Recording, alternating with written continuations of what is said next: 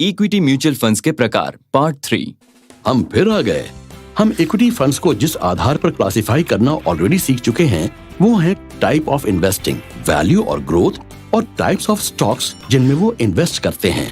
और ये हैं आखिरी कुछ टाइप्स उन इन्वेस्टर्स के लिए जो अपने इन्वेस्टमेंट्स सिर्फ कंपनी के साइज, रेपुटेशन और मैग्नीट्यूड के आधार पर जज करते हैं। म्यूचुअल फंड्स को पोर्टफोलियो में अंडरलाइंग कंपनीज के साइज के आधार पर भी क्लासिफाई किया जा सकता है। इन्हीं में से कुछ क्लासिफिकेशंस हैं large cap funds, mid cap funds, small cap funds और मल्टी कैप या फ्लेक्सी कैप फंड्स, जिसमें कैप का मतलब है कैपिटलाइजेशन या मार्केट कैपिटलाइजेशन। सोचिए आप एक पब्लिशिंग हाउस के मैनेजर हैं और इस बार किन राइटर्स की किताब पब्लिश होंगी ये निर्णय आपके हाथ में है। आपके पास राइटर्स की एक लंबी चौड़ी लिस्ट है पर उनमें से काबिल लोग बहुत ही कम हैं। अब श्योर शॉर्ट रिटर्न पाने के लिए ऑब्वियस चॉइस यही है कि किसी सक्सेसफुल राइटर को पकड़ा जाए जिसकी कई बुक्स पहले से पब्लिश हो चुकी हों। मिलियन कॉपीज तो सिर्फ उसके नाम से बिक जाएंगी, भले ही इस फेमस राइटर को एक भारी रकम चुकानी पड़े जिससे आपके इन्वेस्टमेंट के मुकाबले रिटर्न्स मार्जिनल रह जाएं। पर इन इन्वेस्टमेंट से आपको स्टेबल रिटर्न्स मिलने की गुंजाइश जरूर होगी। इसी तरह लार्ज मार्केट कैपिटलाइजेशन वाली कंपनीज जो आमतौर पर अपने मार्केट सेगमेंट्स में लीडर्स होती हैं, जिनकी बिजनेस स्टेबिलिटी और लिक्विडिटी हाई होती है, लार्ज कैप कंपनीज कहलाती हैं। इन लार्ज कैप स्टॉक्स में इन्वेस्ट करने वाले इक्विटी फंड्स को लार्ज कैप फंड्स कहते हैं।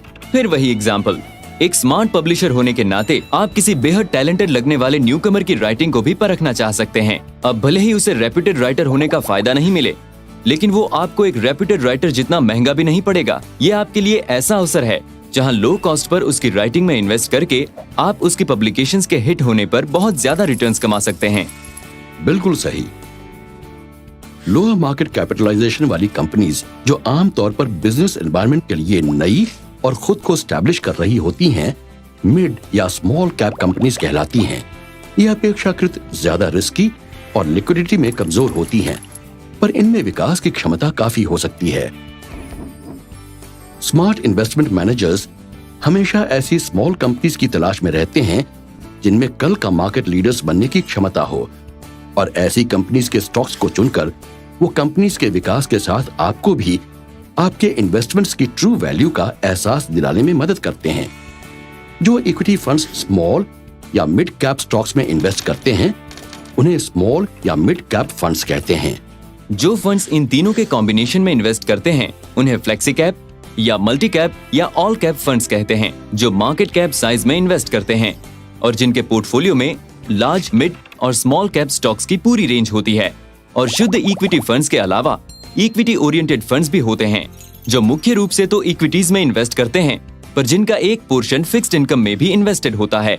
ये बैलेंस्ड फंड्स नाम से मशहूर है, जो करीब 65% इक्विटीज में इन्वेस्ट करते हैं और बाकी फिक्स्ड इनकम में। तो अपने इन्वेस्टमेंट्स को कंपनी के साइज, रेपुटेशन और मैग्नीट्यूड से जज करना डेफिनेटली एक ग्रेट असेसमेंट है, पर थोड़ा ध्यान उस नए रंग रूट की तरफ भी दें जो हो सकता है एक दिन आपके लिए पैसों की खान बन जाए, या फिर सबको साथ लेकर चलें, जैसी भी आपकी जरूरत हो।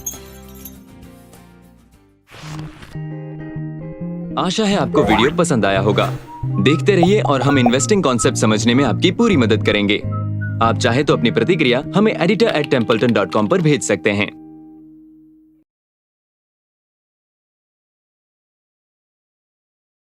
म्यूचुअल फंड निवेश बाजार जोखिमों के अधीन है। योजना संबंधी सभी दस्तावेजों को सावधानी पूर्वक पढ़ें।